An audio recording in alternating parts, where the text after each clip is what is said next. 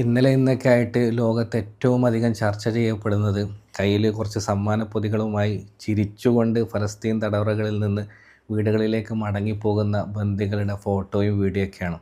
ഇത് കാണുമ്പോൾ ഓർമ്മ വരുന്നത് 1400 വർഷങ്ങൾക്ക് മുമ്പുള്ള ഒരു സംഭവമാണ്. ഹിജറ 2-ാം വർഷം ബദർ യുദ്ധം കഴിഞ്ഞ് മുസ്ലിമീങ്ങളുടെ കയ്യിൽ ശത്രുപക്ഷത്തു നിന്ന് ഏകദേശം 70ഓളം പേര് ബന്ദികളാക്കപ്പെട്ടു. അപ്പോൾ അവരെയും കൊണ്ട് മദീനത്തേക്ക് പോകുന്ന സമയത്ത് റസൂലുള്ളാഹി സ്വല്ലല്ലാഹു അലൈഹി വസല്ലം തൻ്റെ സഹാബാക്കളോട്, അനുചരന്മാരോട് ഒരു ചെറിയ ഉപദേശം നൽകുന്നുണ്ട്. ഇസ്തൗസു ബിൽ ഉസാറ ഖൈറ, നിങ്ങൾ ഈ തടവുകാരോട് വളരെ നല്ല രീതിയിൽ പെരുമാറണം കേട്ടോന്നു.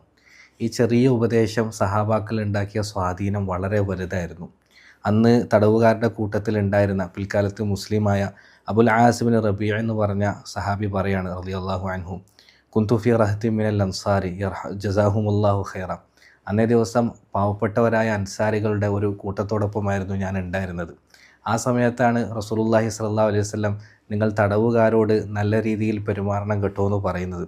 അതിനുശേഷം എനിക്കുണ്ടായ അനുഭവം അദ്ദേഹം പറയാണ്, കുന്നൈദ തകശൈന ഔ തകദ്ദൈന, ഞങ്ങൾ ഉച്ചക്കോ രാത്രിയോ ഒക്കെ ഭക്ഷണം കഴിക്കാൻ വേണ്ടി ഇരിക്കുമ്പോൾ ആസറൂനി ബിൽ ഖുബ്സി വ അകലു തമറ, പാവങ്ങളായി അൻസാരി സഹാബാക്കൾ റൊട്ടി എനിക്ക് നൽകുകയും അവർ ഈത്തപ്പഴം തിന്ന് വെള്ളം കുടിച്ച് വയറ് നിറയ്ക്കുകയും ചെയ്യുമായിരുന്നു.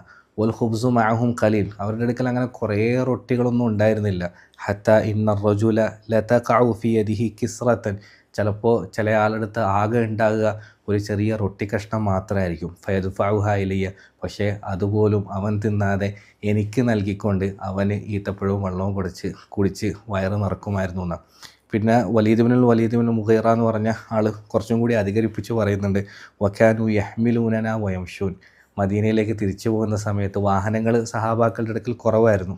അപ്പോൾ അവർ ഞങ്ങളെ വാഹനത്തിലിരുത്തി യാത്ര ചെയ്യിപ്പിക്കുകയും അവർ താഴെ ആ വാഹനത്തിൻ്റെ കടിഞ്ഞാൻ പിടിച്ച് നടക്കുകയും ചെയ്യുമായിരുന്നു എന്നാണ്. സുബ്ഹാനല്ലാഹ്.